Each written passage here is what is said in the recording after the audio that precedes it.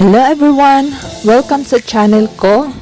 At ngayon ay andito tayo ngayon sa Pinewood Battery.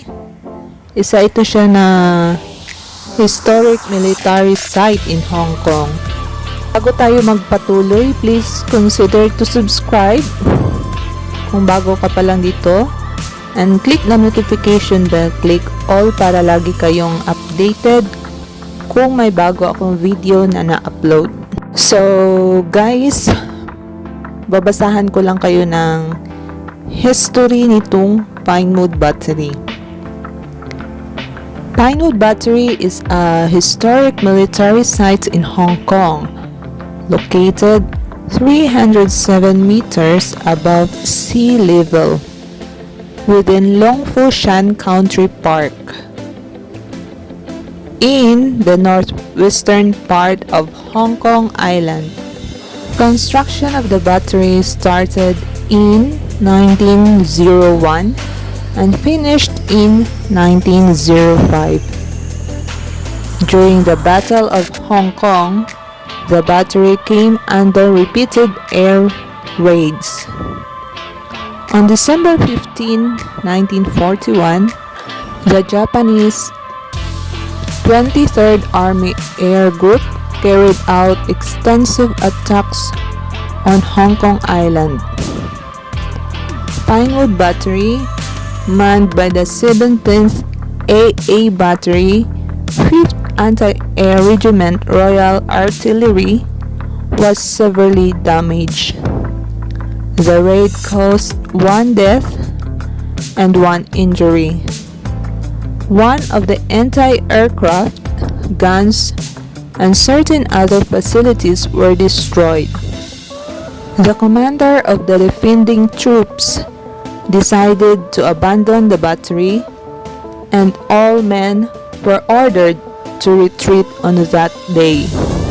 All the old battery buildings are in a ruinous condition, and 2 of the old magazines were demolished in fairly recent times. The military structures here on Pinewood Battery received a Grade 2 conservation status in year 2009. A heritage trail has been created on the site, which is also part of the Central and Western Heritage Trail. Western District and the Peak Route. The site and the buildings are managed by the Leisure and Cultural Services Department, while maintenance is the responsibility of the Architectural Services Department. As of today, guys, the area has been converted into a picnic site. Interpretative signs are erected to illustrate the historical significance of this battery. With its excellent environment, the battery became a spot for wargaming. To prevent further damage to the site, the Country and Marine Parks Authority (AFCD) set up a warning sign on the site, stating that using or possession of any firearm, airgun, propelling or releasing instrument are prohibited. However, many plastic BB bullets are still found on the site. Dito guys, may nakalagay na reforestation around the peak. So, ibig sabihin nun, medyo matagal na nilang tinatamnan na mga punong kahoy. Kaya marami na tayong puno na makikita sa paligid. Magandang mag-hiking dito guys. Tahimik lang. Sa ngayon ay ilan lang yung mga tao na nandito.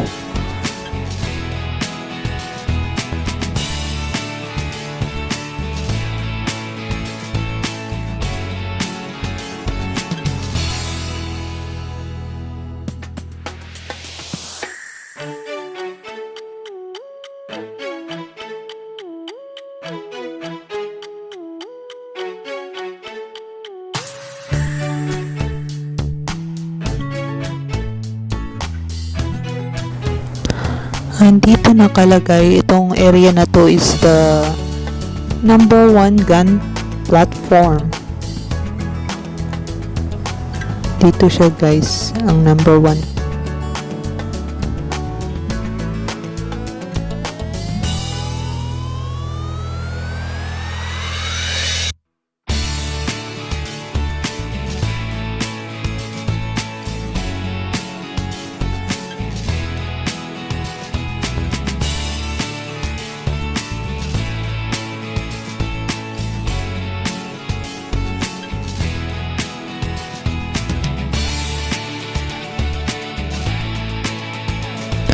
So, dito naman ang battery command post. Ayan, ganyan ang itsura niya. Tingnan nyo. Yan.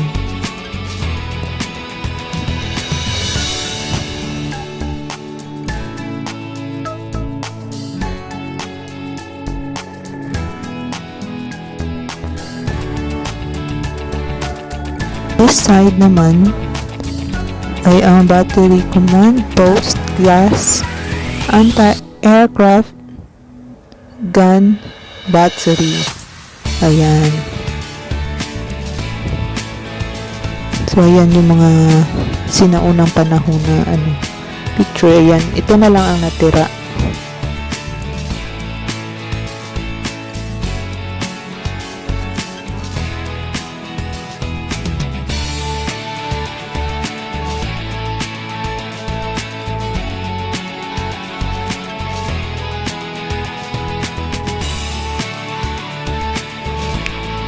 Dito naman yung side is the number 2 gun platform. Ayan yung picture ng platform. So, ito ngayon siya.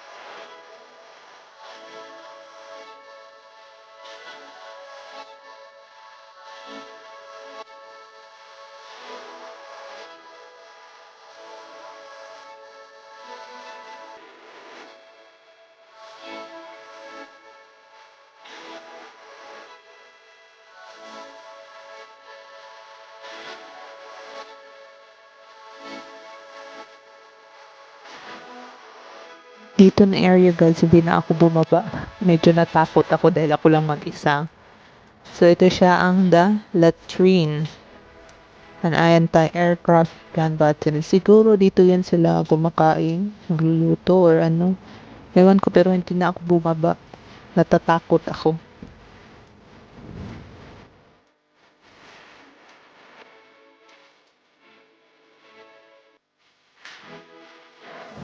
Dito naman sa mayroong hagdan din paakyat. Yan. Ito yung anong tawag dito? Reservation post. Ayan. So, yan na guys. Iniisip ko lang yung mga nangyayari dito noong mga sinaunang panahon. Yan. Ni-imagine ko kung giyera or ano. Hindi naman ako mahilig sa mga history, pero ewan, nagkaka-interest din. Hanggang doon natapos ang ating pag-iikot guys. Ngayon pababa na tayo. Mag-i-exit na tayo dito sa trail na to.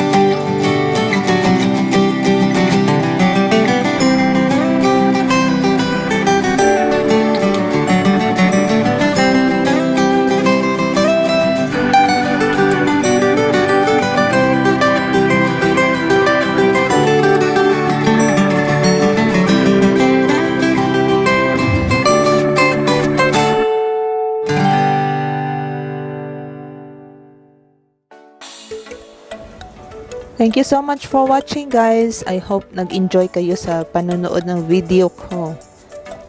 Please don't forget to like, and sa mga bago dyan, please consider to subscribe and click the notification bell. Maraming salamat po sa lahat. See you on my next vlog. Goodbye!